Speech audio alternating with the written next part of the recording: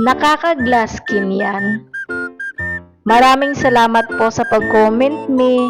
So ito po yung sagot ko, Mi, no? Yes na yes, nakaka-glass skin talaga siya. Nakita nyo naman po yung mukha ko ngayon, no? Ayan. Ayan po, 'di ba? So nakaka-glass skin talaga siya, Mi. Tapos ito po, Mi. Nakita niyo po tong Beauty Bolt na color orange. So kailangan po may makaubos ka ng isang isa nito.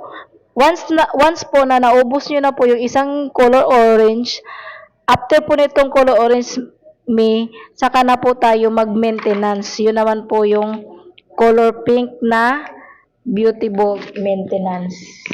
So ito na po yan siya, Mi.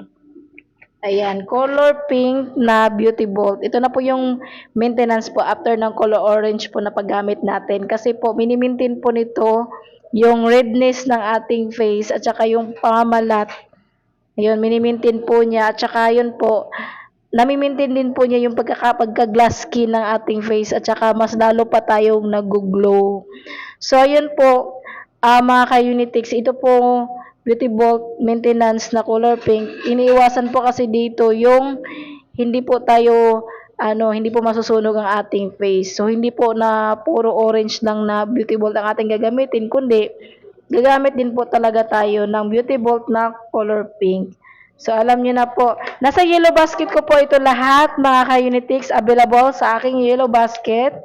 Itong Beauty Bolt na color orange and then maintenance na Beauty Bolt na color pink. Nasa yellow basket ko po lahat.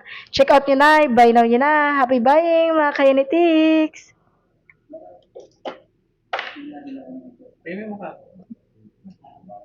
Yan, pink na pink daw yung mukha niya.